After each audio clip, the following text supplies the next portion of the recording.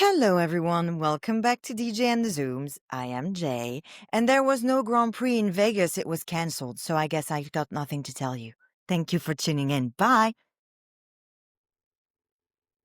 I guess we've got to do this. Hi, I'm a little pissed. Listen, no, I'm not that angry. Thankfully, I've had almost 2 entire days to cool off. No, I haven't.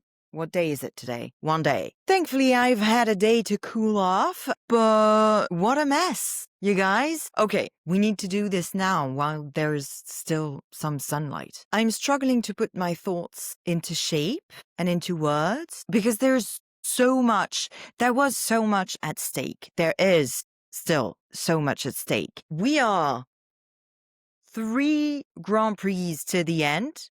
2 now that Vegas is done. We still have 3 drivers in the mix. It's tight. It's exciting. What I want to say is it's dangerous. You can't mess up. Obviously, you're not supposed to ever mess up. But with this amount of pressure, well, maybe with this amount of pressure, you're bound to mess up. But wow, this was big, you guys. Let's go back to the beginning. It was the first Vegas Grand Prix where most of the weekend was wet. There was a lot of rain, and I'll admit, I did not watch free practice. It was in the middle of the night for me, and I'm not a very good sleeper, so when I can sleep, I sleep. But I heard that free practice sessions were disrupted by red flags because of the rain, because it's already a slippery track. It's a street track, so it's always a little more tricky because you've got actual traffic on those streets for the rest of the year. Some more drain cover drama. We remember the absolute scare that Carlos gave us back 2 years ago. So with free practice being interrupted, conditions not being the same between practice and quali and the race, obviously it makes it difficult for teams to evaluate how they need to tweak and adjust their cars. That's what practice is for. You're supposed to drive as much as possible. It's good for the drivers to sort of adjust to the track in real conditions, but it's most important for the teams to get real data on how the car functions on the track and how they need to react to it. And obviously, if you can't have a lot of data because you're interrupted constantly and practice not only doesn't happen the way that it's supposed to, but also doesn't give you the same situation as the race because of weather conditions, it's a problem. But it's a problem that they're supposed to be able to deal with because they're professionals. That's why it's so important to listen to your drivers when they give you feedback after getting in the car for any amount of time and any session. I'm telling you this because after FP1, Lando reported an issue with purposing with the car. So that means the car was bouncing as he drove on little bumps in the road. And that happens when the car is too low. So this should have alerted the professionals that there was an issue, that this wasn't the correct setting to have for the car. But there seems to be listen, we're getting into the rumor and scandal territory, and I don't want to get into that, but maybe there is a bit of a communication issue in the McLaren garage. We've heard that there's a possibility that now that we're getting to the end of the season and Lando and Oscar are fighting for the title, maybe Lando's side of the garage isn't sharing their data with Oscar's side, and maybe there's a little bit of information retention.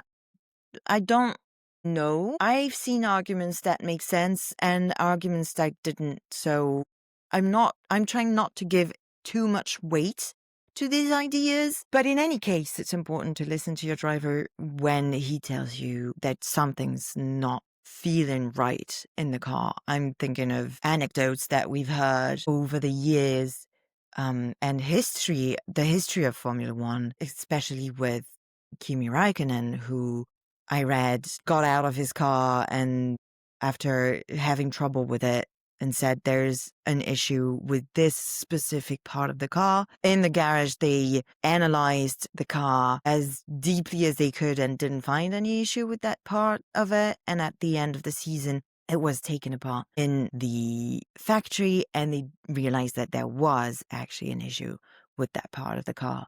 So I think there is something very instinctive about the way the drivers feel in their cars that cannot be replicated or really deeply understood if you've never been in their situation, which in my opinion makes it very, very important to listen to the drivers when they point out trouble that they may have had with their car. In this case, it seems that Lando's concerns with the purposing issue was not taken too seriously and not acted upon. And then we get to quali and then whatever happened.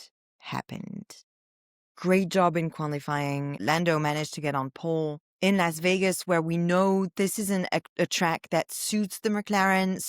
And that's probably because the car was so low. And so they had so much downforce. But then in the race, that's not sustainable because you're not supposed to wear your flag so much. I'm not, whatever. But then in the race where you've got 50 laps to do, that's not sustainable because being so low means that you're wearing down your plank to the point that it goes to illegal thinness. Oh man, I'm not calm enough to explain this very well. It appears from communications from the McLaren team to their drivers that they suspected this would be an issue and they tried to manage it without saying it outright so that other teams, but also probably the FIA, didn't hear/know that there was a problem and that they should investigate it. And Lando understood that, which is why he slowed down so much at the end of the Grand Prix. And Oscar maybe didn't, which is why in the end, Oscar's car had more wear than Lando's did. In any case, both cars were found illegal and disqualified from the Grand Prix. That means 0 points for McLaren in Las Vegas, whereas Max, who is the third driver still in contention for the championship, won and got the full 25 points, which puts him now at an equal number of points with Oscar and Lando, 24 points ahead of the two of them. It is not the end of the world. It's just really annoying. Well, we did say that a three-way fight for the championship until the very end would be interesting. So, get what you wish for, I guess. In any case, Max's comeback is impressive. And with the two McLarens booted out, that means that Kimi Antonelli gets a podium, which is always nice to see a rookie on the top steps. Obviously, we didn't get to see it, unfortunately. Carlos Sainz ended up P5, Isaac Hadjar ended up P6, and Nico Hülkenberg and both Haas were in the points, which is always also nice to see. We like to see the less fortunate teams get points to the end of the season when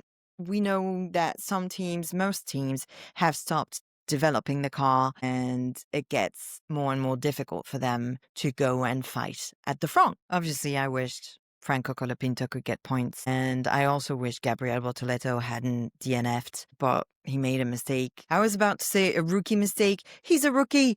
That's kind of the point. Still, it is so exciting to see them, the rookies, and to see them do so well.